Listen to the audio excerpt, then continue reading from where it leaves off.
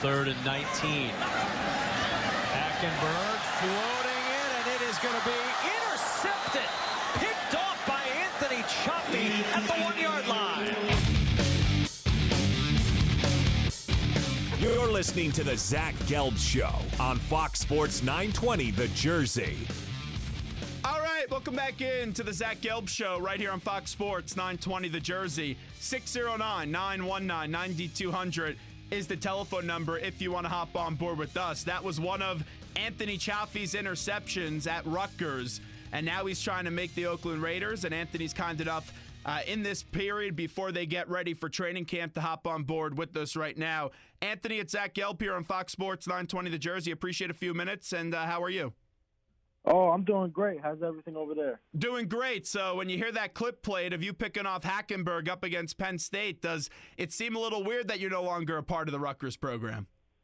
Yeah, honestly, I was just listening to it. I was like, "Whoa, that play sounds pretty familiar." I was like, "Okay," but yeah, it's pretty surreal now that that's all coming to an end, and now I'm on to the next chapter of my life. This has been a dream of yours for quite some time, and now you're going to have to prove what you're worth in training camp. I know you just had the OTAs, but take us back a little bit about the process and how you ended up in Oakland. Okay, so they were pretty high on me throughout the whole process, and fitting as they had 3 safeties there before the draft, so that was probably that's an eye-opener for me. So it gives me a better opportunity to go out, showcase myself, and find a spot on the roster. So throughout the whole thing, they always kept in touch, and draft day came around. All 7 rounds finished, but towards the middle of the 7th, they kept calling me, checking on how I was doing, blah, blah, blah. And then we came to an agreement, and that's where I wanted to be honest, because of the situation. And I also know a coach there, Mike Tyson. He's been a very long family friend of ours, so it's a great fit. How did you know Mike Tyson? I know you said he's a family friend. Is this just someone that you always went to for advice growing up as a kid? He played in the NFL, and he's been an NFL coach for a while. He used to coach Minnesota, and I'm a huge Minnesota fan. But right now I'm changed. I'm a Raider fan. So I'll put that on record. Yeah. So he's always been close to my father and my uncle. He always used to come in my father's shop. He has a little shop in Springfield. So whenever they played the Jets, we'd always cater the food for them, and I'd always go on the runs with my dad to look at all the NFL players, and I'm like, wow, like it's pretty unbelievable. Awesome stuff. Anthony Cioffi with us right now on the Zach Gelb Show. So how did OTAs go for you? Oh, they went great.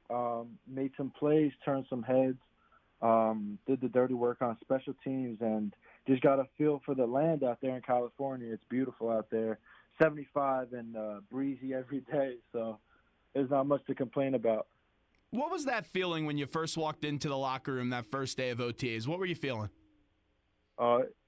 It was kind of surreal. Like, it hasn't really hit me yet, honestly. And it was just, I was walking and I'm like, man, this is like every day is an interview. I'm just going through like my normal day prep for practice, have my music on, just getting in my zone so that every day is an interview, and every day I have to perform at my best so that, you know, I'm still there, you know. So it's a really surreal moment where it's like, wow, like I'm at the stage where I wanted to be. You walk into a team that's ready to compete and hopes to make a long run in the postseason, have a really nice offense led by Carr and some of the wide receivers that they have there. And then you look on defense. I've always loved Khalil Mack going back to his days at Buffalo. So what have your conversations been like with Khalil Mack? Oh, he's a great guy, soft-spoken guy. He's a grinder, and he's someone where, you know, just a little advice, just effort things, like, because that's all his plays are, effort. Like, you see, he's a God-given athlete. Like, he is amazing. But you see some of his plays are all effort, and that's something you don't teach. That's something that has to be built inside of you since you were playing. And so that's the thing that he stressed to me. And if you look back at your career at Rutgers, we saw one of those effort plays, and I know it was a really bad game for you guys where you lost 78-0 to Michigan, but take me through that effort play that you made to hold Jabril Peppers out of the end zone at least one less time than he had to get in. Oh, yeah. No, it was just something where I knew the play was coming, but when he ran the play, he kind of messed up and went to the wrong side for their little option thing.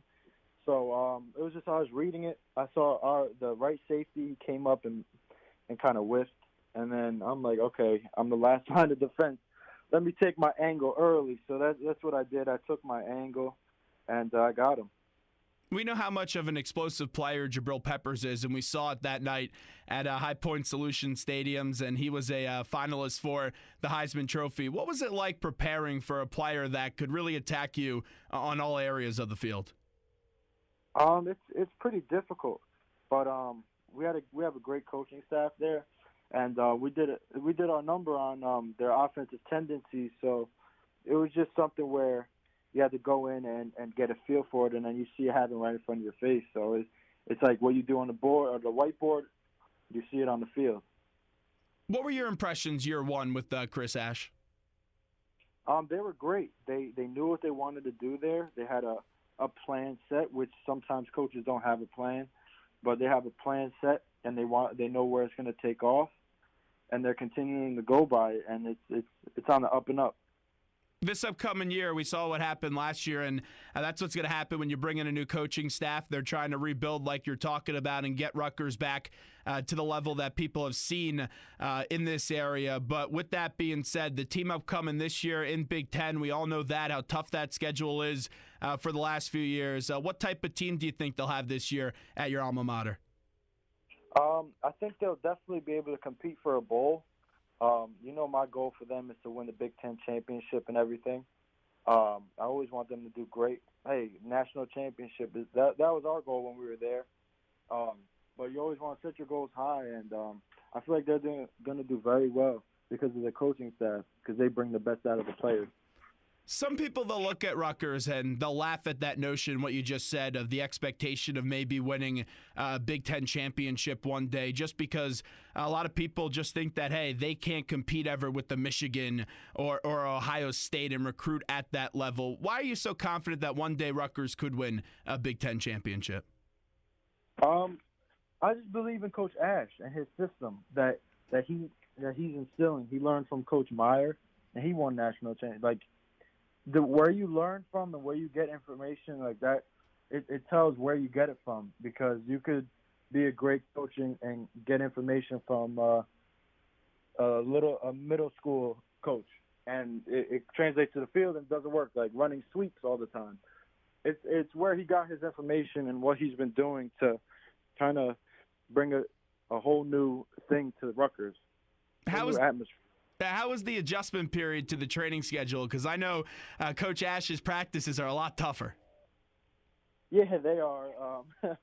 They're pretty fun, though, because we get to listen to music, and we didn't do that my freshman, sophomore, and junior year.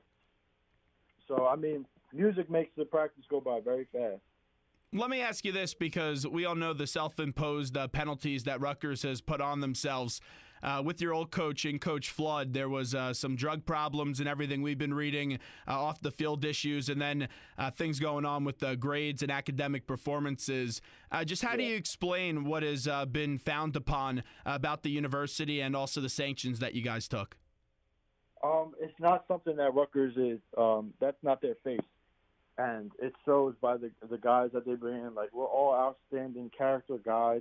We're guys who love football and love our communities, love giving back, and that's what Rutgers is. Like, you go in there a boy and you come out a man, and that's how. Some guys, they get it and some guys don't. It depends on the person.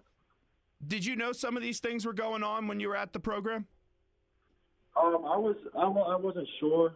I always saw like little suspicious activity, like stuff in the building, but I really didn't know what was going on. Anthony Cioffi with us right now, wrapping up with the former Rutgers safety. All right, let's get back to the positive. Your favorite moment at Rutgers. You had a nice career there, had the 8 interceptions. Like I was talking about in the Open, we played the one up against Hackenberg and Penn State. Give me a few of your favorite memories during your time at Rutgers. Definitely the first day getting there, seeing my nameplate on the locker. That was a surreal moment. And probably like sacking Teddy Bridgewater, like that was my team to get me in. You know, like a player went down. Lou Toller, great guy. I still talk to him.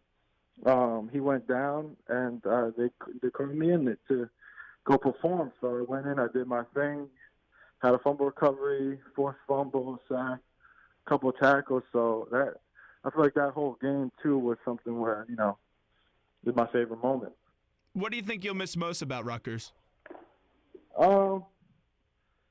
It'll definitely be. I know my dad's gonna get mad when he hears this, but the grease trucks. So, that is such a good cheat meal that when you have a great week of work, you have a great game. It's like 7 o'clock after like 12 o'clock game. You're like, man, I definitely want a grease truck. Let's go get a sandwich. And like me, a couple of the guys would go. But it was just good times. You build a camaraderie with the guys, and it's a brotherhood. Hey, I got to hear more, by the way, about your dad's Deli. I understand that your family owns a deli. You're talking about it a little bit earlier in the conversation. What's the go-to sandwich at your dad's Deli? Oh, you got to get the chicken parm sandwich. That's the best. That's when I go there. That's what I normally get. So let's say you just wrapped up a 2 a day. How many chicken parm sandwiches do you eat? Oh shoot, definitely a whole sandwich worth. And my dad's, he's not shy about loading it up. That's good to know. Hey, I got to check it out. Before we let you run, I got a few more for Anthony Cioffi. How nice was that your family, since being in the Jersey area, were able to attend your games in college? That was one of the main reasons why I stayed home, because of the family. That atmosphere is second to none. Being able to look in the stands and see your family there behind you, it was amazing. And I definitely wanted my grandparents, since they're first generation Italians, like straight off the boat, to experience a college football game, and I'm glad they did, because they would go to great lengths to try to see me, and 30 minutes down the road is perfect for them. As a kid growing up, I know you said you were a Vikings fan because of the relationship with their former head coach in Mike Tyson. But what were some of your earlier football memories that you remember as a kid that you really just drew a love interest with the sport? I remember making the tackle and getting a helmet to my chin when I first started playing when I was 6. Got like 12 or 13 stitches. Going to the care station, my mom's like, "Oh, so you're not going to play football anymore?" And I'm like, "No, Mom, I like it. It's fun. It's pretty cool. I want to play." So that was the key moment right there, either me being a football or soccer star. So, wait, so you're telling me you got your jaw busted open, and the next thing you know, hey, I like this. That's how you're wired. That's very interesting. Yeah, my mom was like very surprised, and I was just telling her, "No, I like it. It's fun." And my dad was like holding his breath as to what I was gonna say. I'm like, "No, I like it. It's fun." But having my dad coach me is huge. That's something that I loved, and just getting information from him, because he's smart with football as well. I know that you said you grew up as a Viking fan. Chris Carter, Randy Moss, Dante Culpepper. Who was the player growing up that you really liked as a kid? I would watch Randy Moss every time the Vikings would play. He was so electric, making plays left and right. But definitely, him and Culpepper were a great duo, and they did some great things with Minnesota. But I wish they got a championship. That's the only regret since growing up. But now I got to go get one, so that's a different story. So we talk about your football career, and we know that you're trying to make this team. If you have to lay it out for me, what do you think you need to prove to Oakland for them to give you a spot in that 53-man roster? I just have to prove that I'm as smart as I am on the field and off the field as well. Special teams is a huge thing for me, and I've been playing special teams for about 4.5, 5 years. With school, I've understood linemen's assignments of receivers. I know quarterbacks very well. I study the game. A high-character kid. You tell me to go do something, I'll do it. And I just have a motor, like an endless effort to get to the ball and to try to be a ball disruptor and, get my hands on the football. Where does that chip come from that's on your shoulder? Just people who've counted me out. I know it's a cliche, like people hear this all the time, but counted me out, always in my ear about how I can't do it, and it just gives me more energy to say that I can do it, and I will do it. I don't like saying can't. I rarely say can't. So that's how I was brought up with my father. He would always instill you can find a way. That's the way. That's how it is here in my house. So that's how it's been built ever since I was a little kid. Well, Anthony, hey, this is great stuff. We really appreciate it. Let's get you on again when you make the team out there in Oakland. We really appreciate it. That sounds good. I appreciate it. Thank you for having me.